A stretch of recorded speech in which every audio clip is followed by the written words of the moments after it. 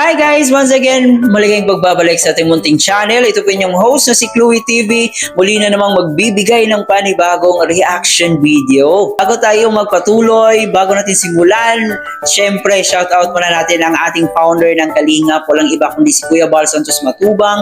Ate no vlog in Kalinga Prab. Suportahan po natin ang ating Keyboys, Kalinga Partners, mga charity vloggers sa Pilipinas, at yung mga kasamahan nating Kalinga partners, mga nasa landing pad, mga watchers, strikers, lahat po ng mga legit Kalinga pre-actors na gumagawa po ng content, po natin silang kalimutan. So ngayon guys, ay syempre hindi tayo mawawala ng reaction video sa ating EDC.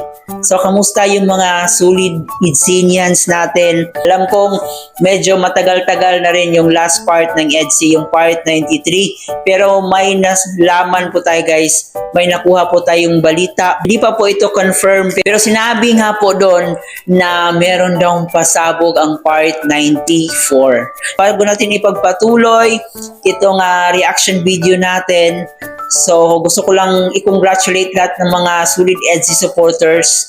Alam kong nabalitaan nyo na po ang nangyari sa ibang love team na pansamantala mo nang pinatigil or pinupost ni Kalinga Prab sa kadahilanan na may mga issue yung mga supporters, yung mga sponsors. So, congratulations sa ating EDC kasi tuloy-tuloy pa rin yung pagpapasaya nila, yung pagpapakilig nila sa atin. So, congratulations po sa inyong lahat guys.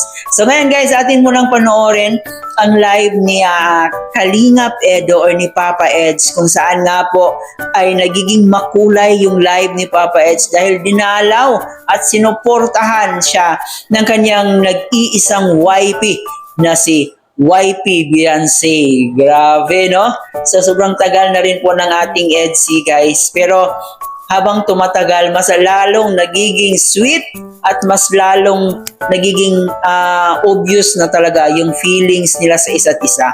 Kahit hindi pa man nila inamin ito sa atin kung ano talaga yung tunay na estado ng ating EDC, pero kitang-kita po natin at damang-dama po natin yung kanilang pagsusuportahan sa isa't isa. So sa ngayon, panoorin man natin itong live ni Papa Eds para mas gaganahan pa tayo. Pagkatapos ay magbigay din po tayo ng ating reaksyon, opinion pagkatapos nito. Yan, shoutout kay Bian, kay YP. Bakit di ka nag-attend ng birthday ni Rose Ann? Hala ka. Nakita kita kanina. Saan? Di ba ako naglabas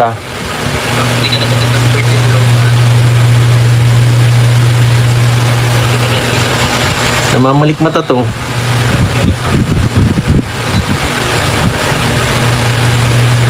Nag-rally kami kanina. Saan? Nag-rally kanina? Nag-practice lang kami tapos nagdiretso kami sa birthday ni Rose. Hindi ko naman wala kami nakitang rally.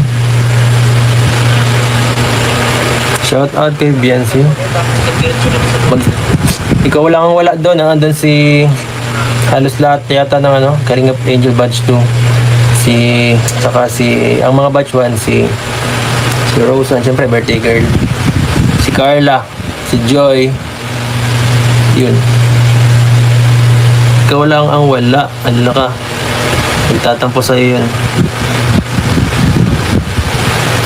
Kamusta na kaya to si Beyonce? Ang tagal nang di nabablog eh.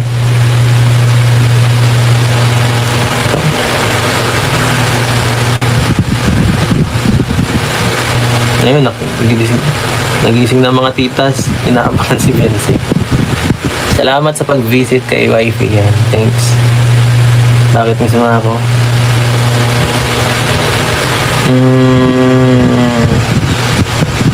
Baka ikaw nakamiss Halay natin bukas mag-vlog, no?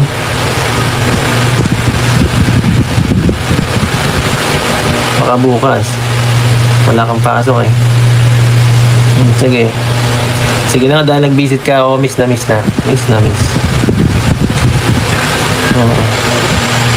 Ayan o.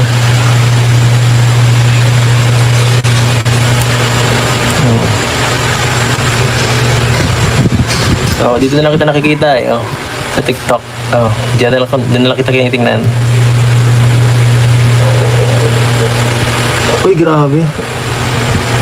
Ma'am, solid 5 si Ma'am Julie Faye. Salamat po. Salamat po, Ma'am Julie Faye. Shoutout everyone, kumusta? Love you. Magandang kaibigan. Magandang kakaibang vlog mo kanina kay Jeneline. More practice drama. Hindi tayo biyasa.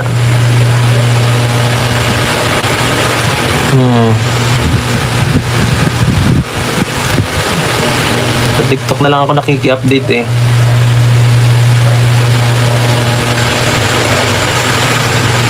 Nagpunta nga ako sa bahay niyo, wala ka naman. Nagbigay ako, nagsi-CR ka daw, sabi ni mama mo. May binigay ako doon. Bihira ka. Hindi ko alam kung sino tatay ng isang anak ko dyan. Alam mo yun.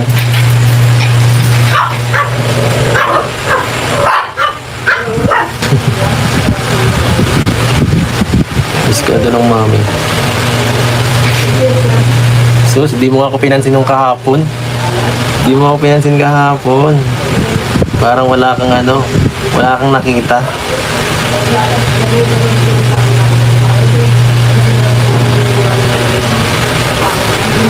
Shout out.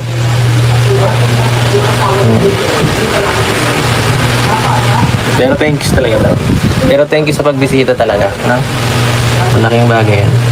Nagtaas nga oh. Gising na gising ang mga marites. Salamat sa pag-visit.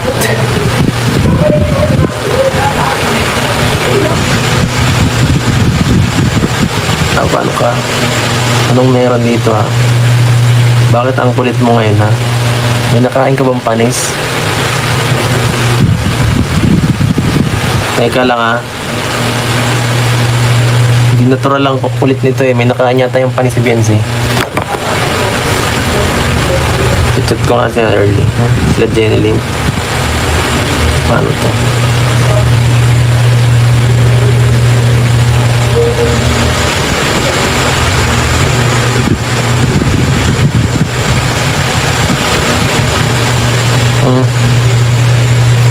Nasa nangyayari dyan kay Teka lang ha.